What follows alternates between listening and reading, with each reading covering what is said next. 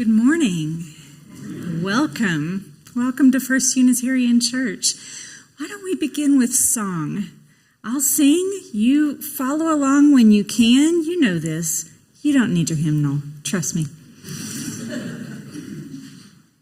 Come, come, whoever you are, wanderer, worshiper, lover of leaving. Ours is no caravan of despair. Come yet again, come. Beautiful, let's do it again. Come, come, whoever you are, wanderer, worshiper, lover of leaving. Ours is no caravan of despair. Come yet again, come. If you are visiting with us today, that's our gift to you. We hope that you will come and come yet again. Please stay after worship. We have a welcome table just outside this door, and we'd love to get to know you and introduce ourselves to you as well. Welcome to those who are joining us online. We're thrilled to have you here too. I have a few announcements as we begin our service. First, just a reminder of next Sunday. We have our activities fair. It's right out here on the plaza after both services. All of our teams and committees will have tables set up where you can go around and see what everybody's doing, find new ways to volunteer, learn, and have fun. And we will have a drawing for a $50 gift card to Beans and Brews after each service. All you have to do is you'll get a little card, go around to each table and listen to their spiel. You have to listen to the spiel. And then get your card stamped, return it to the hospitality table, and you'll be entered to win. So we'll have more details for you next week, but please do put it on your calendar to come back and attend. I also want to draw your attention to two upcoming events that I really think you're going to want to attend. First, on Saturday, October 7th, our church is going to be kicking off spooky season by hosting a day-long workshop called Preparing for Your Date with Death. Because part of adulting is being ready to die well. It's part of life, right? So we're inviting you all. We'll be covering such topics as advanced directives, planning your memorial service, writing your obituary. Burial planning is going to be presented by Larkin Mortuary, including information about green burial, which is new for them. Hospice care, medical aid in dying. We're going to provide lunch. And this event is open to the public with pre-registration. Now, it's free for our members and friends. We're asking $25 for anyone else in the community who'd like to attend. So you're welcome to invite a friend, even someone who's not associated with our church, to register and come with you. We hope everyone will leave with lots of good tools and resources and greater peace of mind. Then come back to church the next day, Sunday the 8th, for the wrap-up of the session, where after the 11 o'clock service, our endowment committee will give a presentation on estate planning and how you can help ensure the financial stability of our congregation by making a planned gift. Then that same evening, I know it's a lot of church for one weekend, but I think you're going to want to do it. We are proud to welcome our friend, the Reverend Dennis McCarty, who is in town to present his one-man show, Servetus the Musical. Yes, that's right. Dennis is a retired UU minister and a native Utahn who did his ministerial internship right here in this congregation. And now he has a show based on the life of the notorious Unitarian heretic. We're asking for a $10 donation at the door or in advance via the donation portal on our website, just to offset the cost of bringing Reverend Dennis here. It's going to be a lot of fun. He is a treasure. He is a hoot. You're going to love him, and I really hope that you'll join me. And now I invite you to find a place of inner calm and spaciousness and settle into it as we begin our worship with the lighting of the chalice. Today I bring you these words by Stephen Charleston. I have watched my hopes fall like china cups to the floor. I have swept up the pieces and gone back to start again.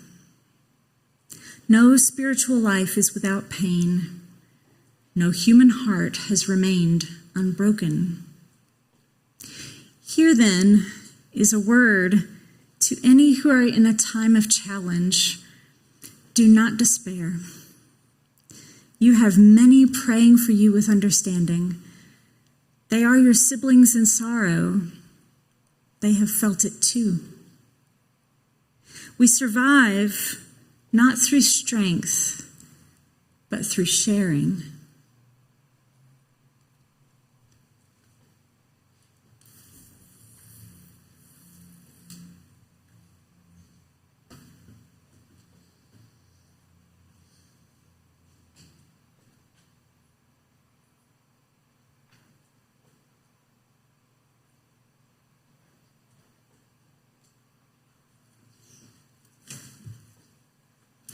Now I invite you to rise in body or in spirit, and let's sing together. The opening hymn is number 1008.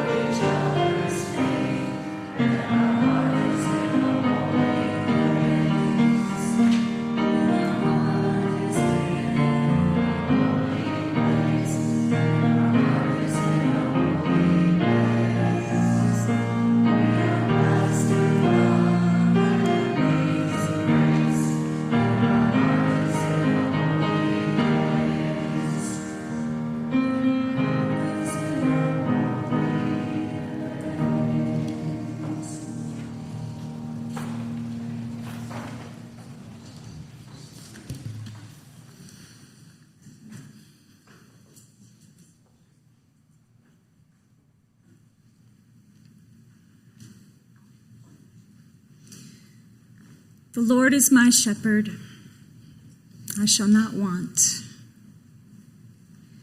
In grass meadows he makes me lie down, by quiet waters guides me. My life he restores. He leads me on pathways of justice for his name's sake. Though I walk in the vale of death's shadow, I fear no harm, for you are with me.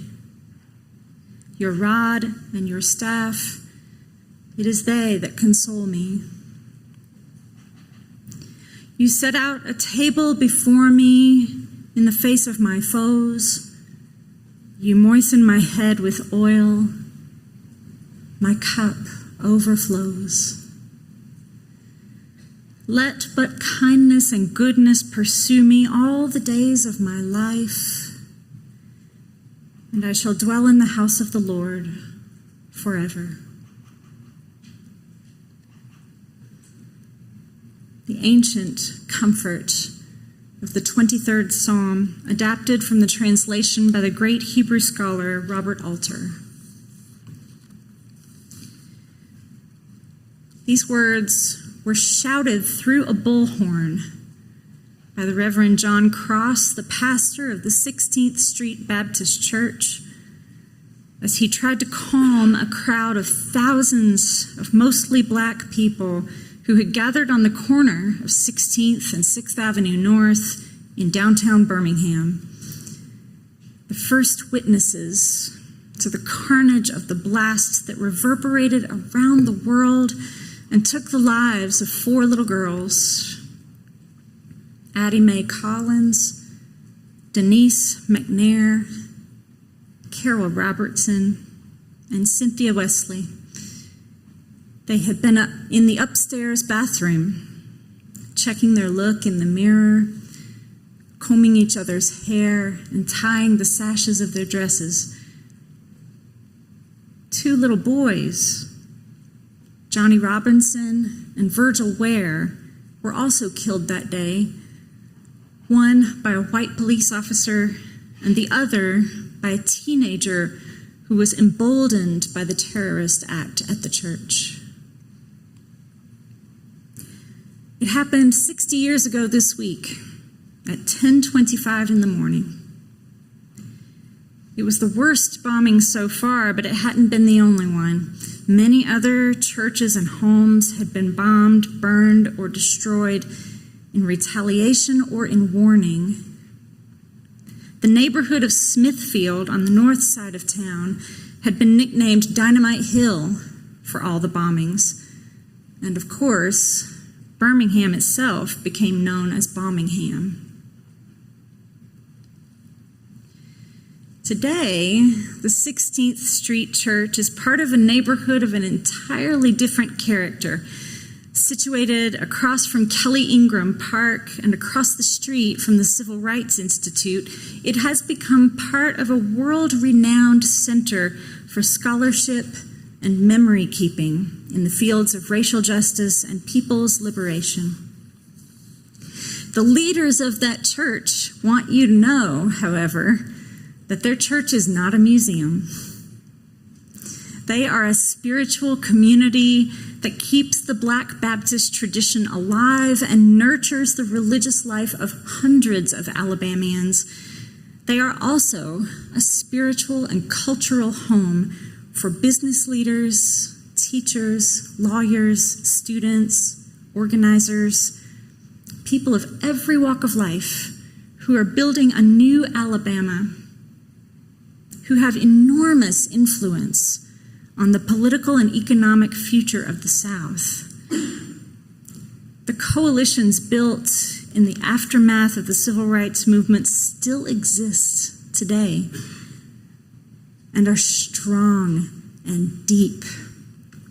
Faith communities, charities, voting rights advocates, law offices, politicians, even libraries and restaurants are all connected and work together to inoculate Birmingham against the insidious virus of racism. The people of Birmingham came together this week on the 60th anniversary of the bombing to reflect, to remember, to name the violent structures that enabled the terrorism of the 60s and to ensure that it never happens again. And yet, they are not obsessed with the violence of the past. They are focused on the life they live together now.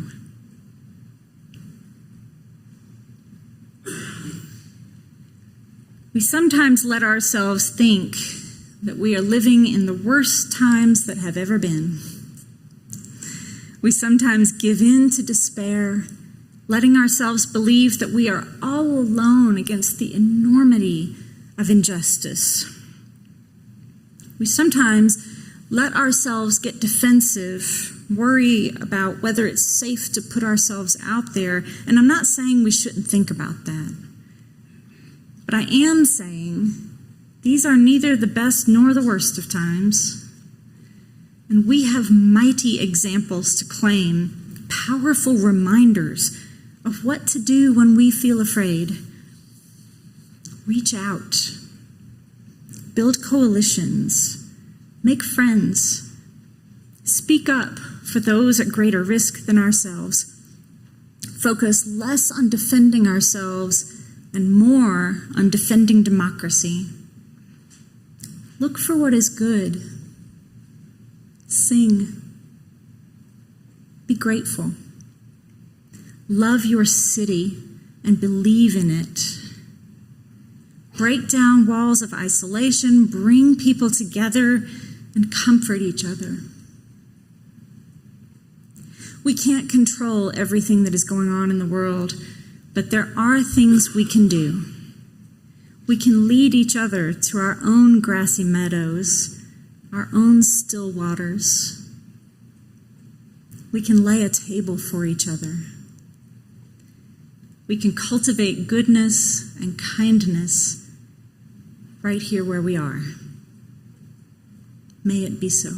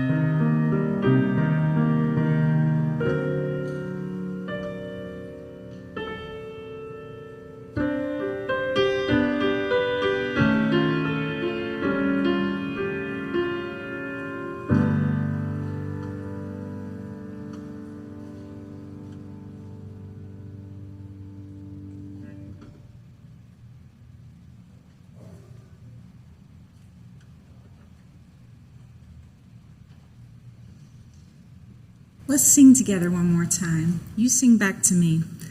Oh, we give thanks. Oh, we give thanks for this precious day. For this precious day. For all gathered here. For all gathered here. And those far away.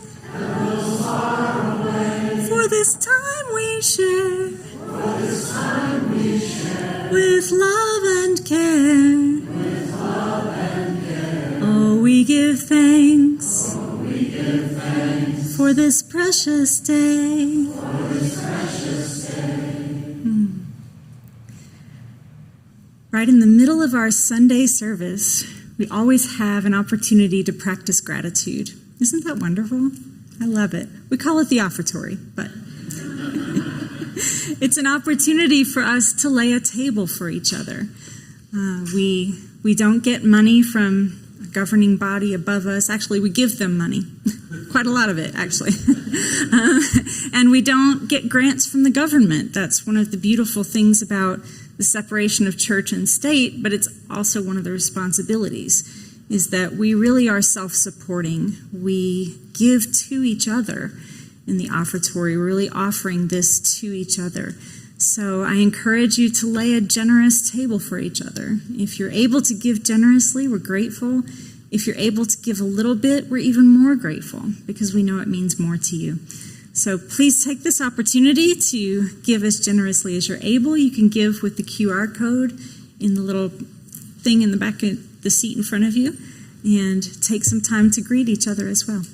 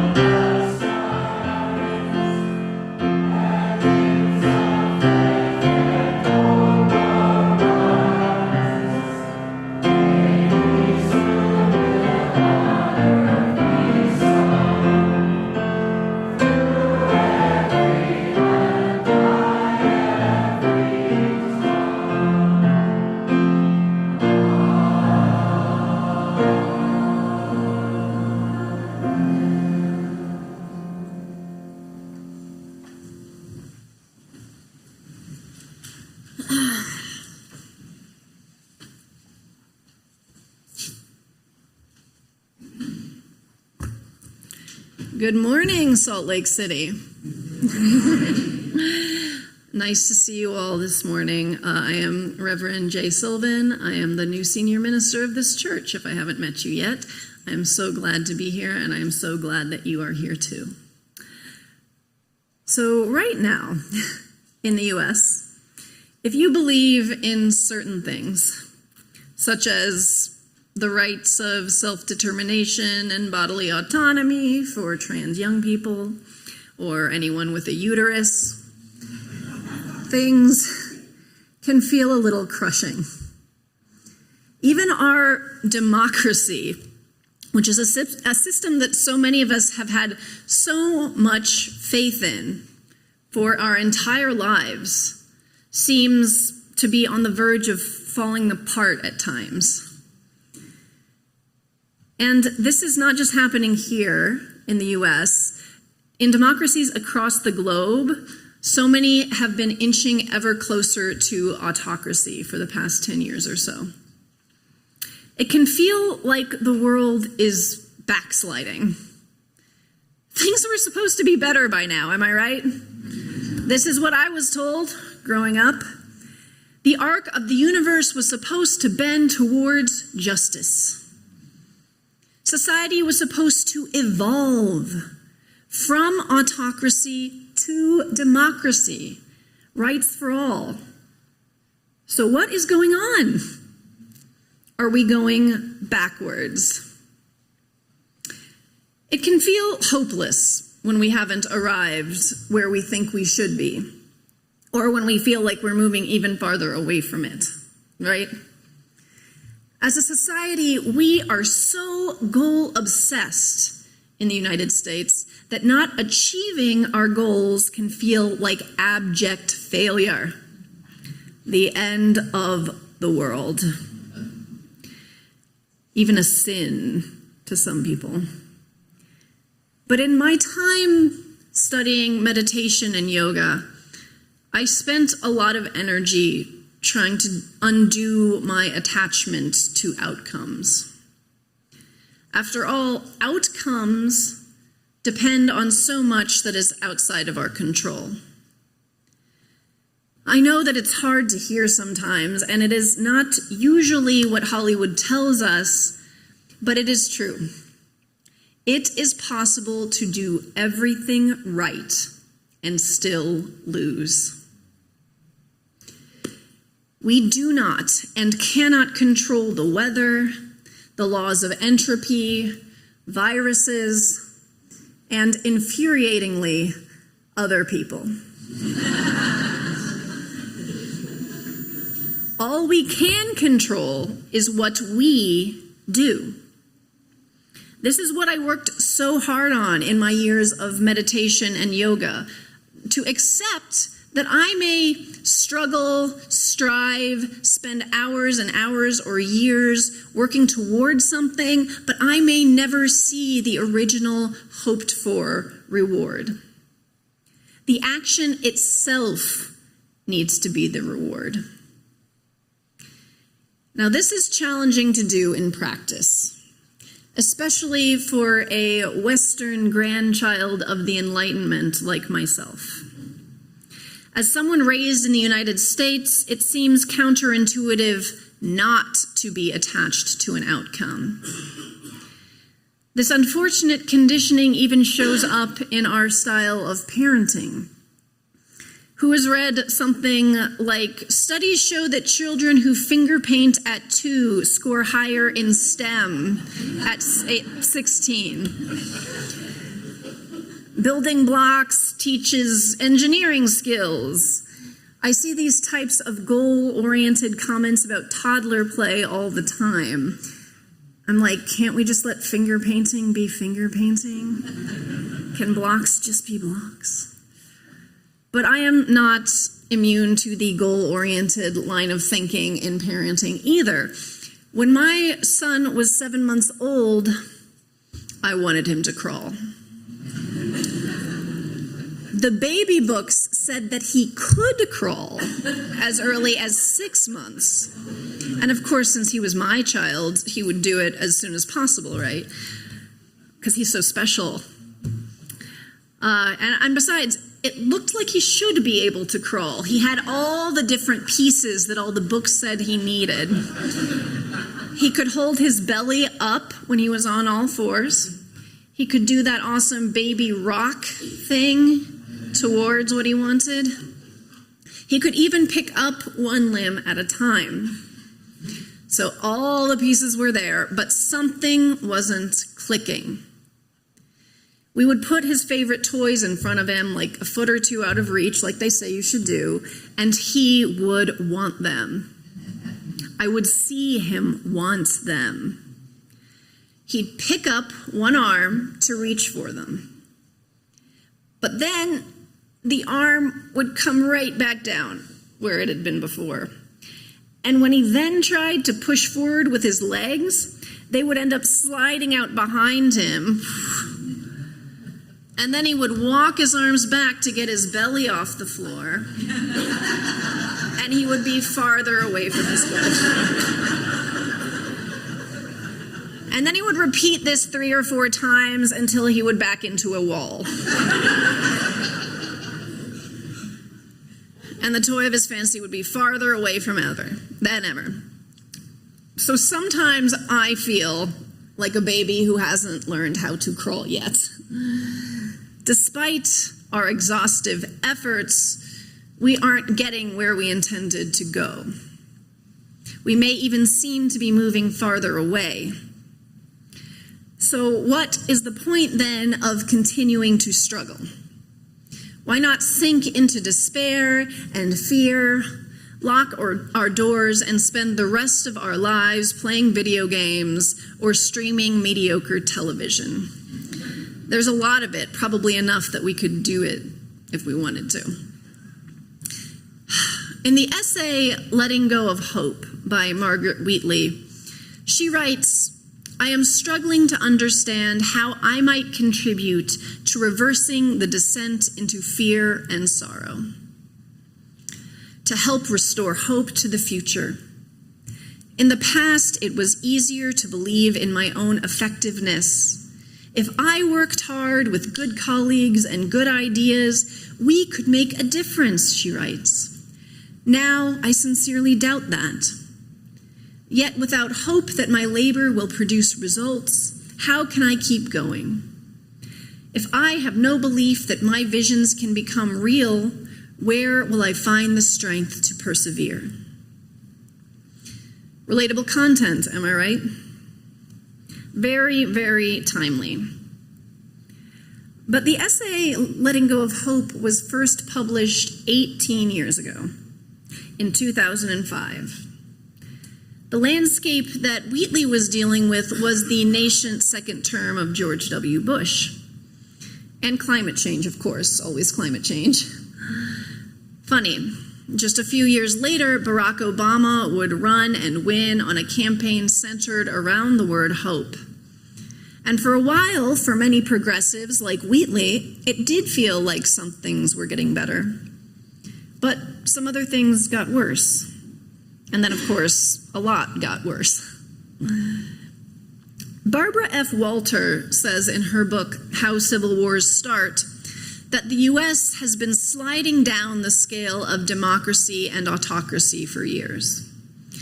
And as of the publishing of the book in 2021, the U.S. was actually very close to being what she calls an anocracy, a society that is neither a democracy nor an autocracy.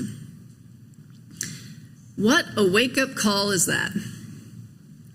The U.S. is not actually leading the way in democracy in the globe.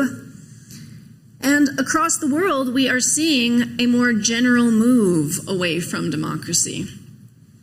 How do we process this if we thought that democracy was supposed to be the pinnacle of societal evolution? Is this a backslide, going backwards, regression? What about that arc bending towards justice? Weren't we supposed to see it bend? Remember though, friends, we are dealing with vast forces. How arrogant and privileged for us to think that we will be the ones to bend the arc. That the stone I throw will take down the dictator. That I will get all that I want in my lifetime. And thinking of society as evolving towards democracy is flawed in a number of ways. We tend to think of evolution as teleological, that is, the ends justify the means, or that there is some aim that evolution is moving towards that is more independent, complex, and advanced than where it's coming from. You know, like that graphic, it starts with an ape and then it ends up with a modern human. Very misleading. That is not how evolution works. Evolution means changing due to circumstance. It doesn't mean changing in the direction of a particular goal. Consider the Mixozoan, also known as the slime animal. You can Google it later. But suffice to say, it is a tiny parasite that is as thin as a human hair, with no mouth and no nervous system, and it doesn't even breathe oxygen. The slime animal evolved from a much more complex and independent animal similar to a jellyfish. But over time, it shed its sense organs, mitochondrial DNA, and many other traits that we associate with animals because, to its parasitic life, they were not necessary. It evolved from a complex and independent animal to an animal that is not complex or independent at all. This is sometimes called regressive evolution, but it's really just evolution. Changing due to circumstance. So when we talk about society evolving, we make the same mistake. Democracy is not the pinnacle of a teleological social process any more than human beings are the pinnacle of a biological one. Democracy is one of many possible forms society can take if the circumstances allow for it. Our job is to influence the circumstances. So, at this point, I am supposed to tell you about my son and how he did eventually learn to crawl forward and to walk, and how now he's an active 2-year-old running around and jumping and doing the slide all by himself. And all of those things are true, so you are supposed to say, see, it was teleological after all. I just needed to wait longer and the goal would be achieved. America. So this line of reassurance goes, all the going backwards, all the failures were just steps on the way to success. So maybe in a very long view, that is in my adult view that loves to rationalize and spin stories, this makes sense. But in those moments when my son tried and failed to crawl forward, his failure was absolute. He didn't get what he wanted. The toy he wanted remained out of reach. In fact, it got farther away. And no, I didn't go get it for him. Parenting. And I don't know much about infant memory, but I'm sure that they don't have enough sense of continuity of time to goal set beyond what is right in front of them. In a way, for him, those losses were permanent. But one thing I noticed was his reaction to these failures. He rarely became visibly frustrated at moving farther away from his goal. In fact, he would giggle about it. And when it became clear that he wasn't going to reach his intended goal, he shifted his attention to something that was now within his reach. He'd start playing with the chair leg, or he'd try to pull the dog's hair, or start a game of peekaboo with the parent who had come over to make sure he didn't pull the dog's hair. In other words, he found joy in the work, even when it wasn't reaching his goals. Now, I am not suggesting that we shouldn't be frustrated and angry about the state of the world, or that we shouldn't fight to get the outcomes that we want. After all, we are not babies, and what is at stake is not a toy. Some outcomes we strive for will mean the difference between life and death for some, maybe for us, depending on our identities. Many will mean the difference between freedom and oppression. But we must remember that the forces at work are vast, and history is long, and we are a relative blip. If we focus too much on immediate outcome, we will get burned out and discouraged when we don't see the desired results. Rabbi Rami Shapiro composed a translation of the Mishnaic text Pirkei Avot that was making the rounds on social media a few years back. He writes, "Do not be daunted by the enormity of the world's grief. Do justly now. Love mercy now. Walk humbly now. You are not obligated to complete the work, but neither are you free to abandon it." I hold up these words alongside these from radical journalist I.F. Stone. He wrote, "The only kinds of fights worth fighting are those you are going to lose, because somebody has to fight them and lose and lose and lose until someday somebody who believes as you do wins. In order for somebody to win an important major fight 100 years hence, a lot of other people have to be willing, for the sheer fun and joy of it, to go right ahead and fight, knowing you're going to lose. You mustn't feel like a martyr," he wrote. "You've got to enjoy it." Remember that. I hit this because we don't do that, do we, you-yous? No, we don't. Above all, we must work because we love the work itself. Martyrs, by definition, do not go the long haul.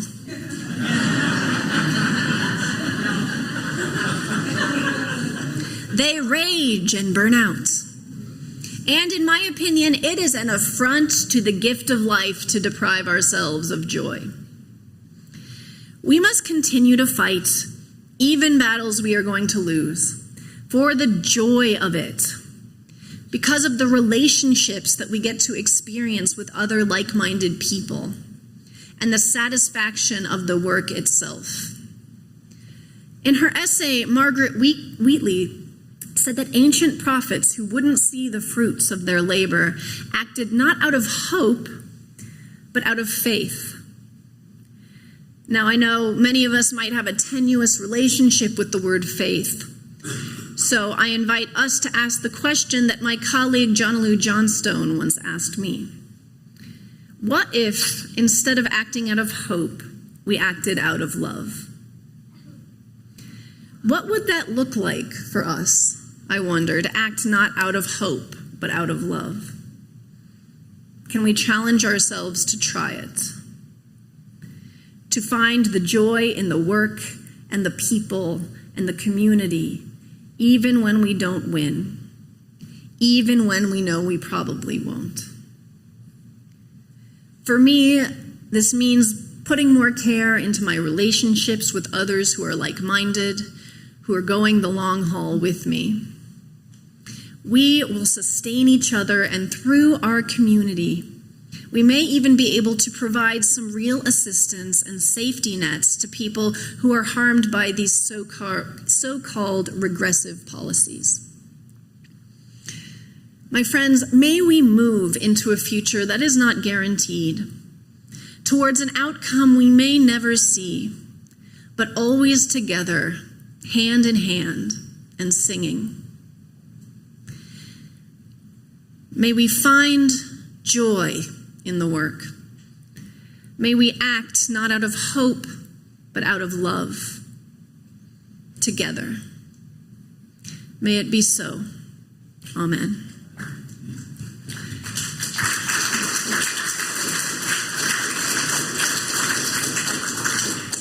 I invite you to please rise in body or spirit and join us in our closing hymn. It is number 100 in the gray hymnal.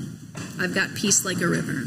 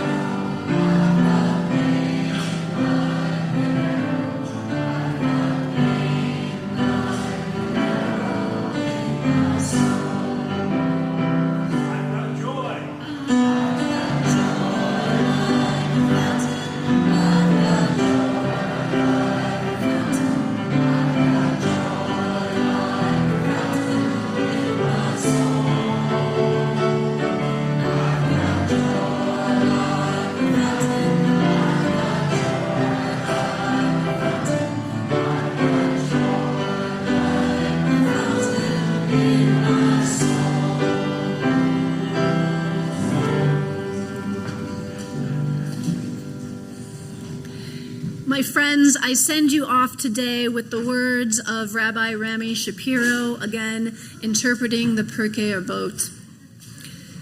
Do not be daunted by the enormity of the world's grief.